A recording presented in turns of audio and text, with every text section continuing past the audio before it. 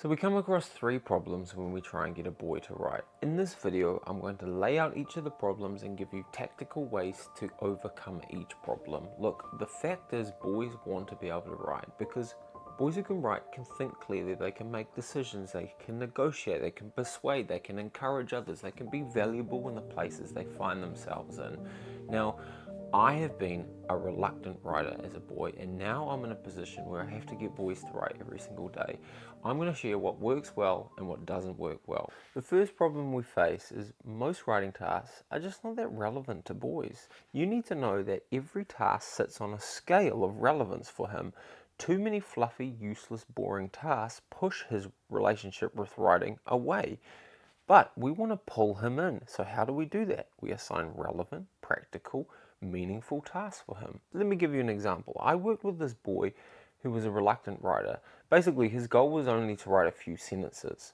So what did we do? Well, he was a really good mountain biker. So we started writing emails. We wrote emails to clubs, to sponsors, to athletes, asking for different things, advice, meetings, next intakes. With each email and response, he realized, oh, writing is something powerful and it has meaning in my life. It can get me the things that I want. It can influence the people around me. Our job is to connect writing with your boy's world so that they marry together well, not force writing upon your boy. So here's three questions to assess the relevance of the task for him. First, is it going to be read by somebody and not just a parent or a teacher? Second, is it something he's interested in? Seems obvious, but it is sometimes forgotten.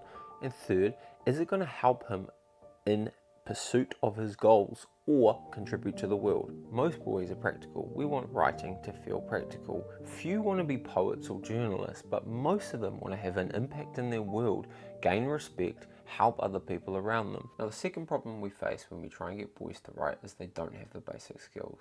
There's 4 layers of skills as I see it. It starts with output. Can we get words on a page? It moves to structure. Can we spell, use grammar and punctuation?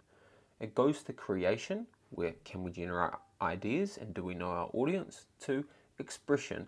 Can I refine my writing using taste? Now, we jump to 3 and 4 too often and ignore 1 and 2. Imagine if someone came up to you and said, hey, we're running a half marathon next weekend, would you like to come?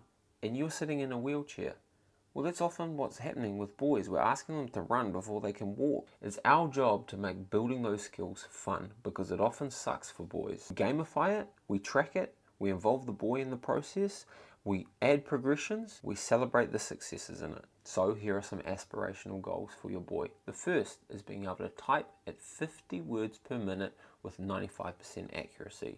The second is being able to handwrite at 20 words per minute in a clear way. The third is being able to spell the most common 1,000 words in the English language. And finally, we want to be able to use the top 10 punctuation accurately. Break these into manageable steps, involve your boy in the process, make sure he knows the importance of them, gamify them, add points, scoring, and levels to each of them. You need to think of yourself as a giver of gifts to your boy. Give him the gift of being able to spell the most common 1,000 words in the English language so that 90% of all language is covered. Give him the gift of being able to use punctuation. Give him the gift of typing speed and clear handwriting. Once these gifts are unwrapped, he will have them for the rest of his life and writing will forever feel easier for him. The third problem we have with boys writing is starting is often the hardest part. My grandfather was a fantastic triathlete. He eventually won the worlds in his age group, and as you can imagine, he knew how to train. He would sum up his training with the hardest part of a run is putting your shoes on. Writing's no different. Your boy may have a relevant task, he may have the basic skills, but how do we put the shoes on and start running? I was working with this boy who wanted to create a short story and enter it into a competition to win some money. He had great foundational skills and he had a relevant task that he was motivated to do, but he was met with a large amount of resistance from fear of failure and perfectionism. So how do we break this resistance and get him writing? Well, first we started with a plan. So we brainstormed all of his favorite books, TV shows, movies, YouTube videos, any kind of literature he'd come into contact with. This is a great place to start. Musicians do this, authors do this, business owners do this. We can take inspiration from others, and we should do it with boys in their writing. So then after this exercise, I asked him, what's your writing going to be about? Absolutely nothing. He froze. This was a bad question. I'm going to give you an example of a good question. Is the main character a boy or a girl? In general, boys work really well with this or that questions. We don't want to give them an open-ended question, especially when there's resistance. We want to give them a this or that question. Is it set in the future? Is it set in the past? Is the problem a bad guy or is it a bad event? So after getting the main outline of the story, I set a timer on my phone and I said, hey, I want to start this timer. Your aim is to get as many words as possible after 2 minutes. On your marks, get set, go. And he froze. It was still way too big of a task for him. Now that can sometimes work, but we had to break it down again further. So what did we do? Well, I wrote one word and then I asked him to write the next word.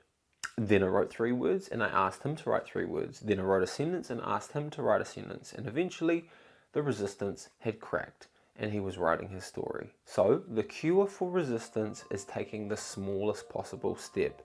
If there's still resistance, the step is still too big. Look, the world's moving faster than ever. We have these things about AI coming and what's the point of teaching your kids anything, but some consistency remain. The thing is, if somebody can write well, their thinking is clear.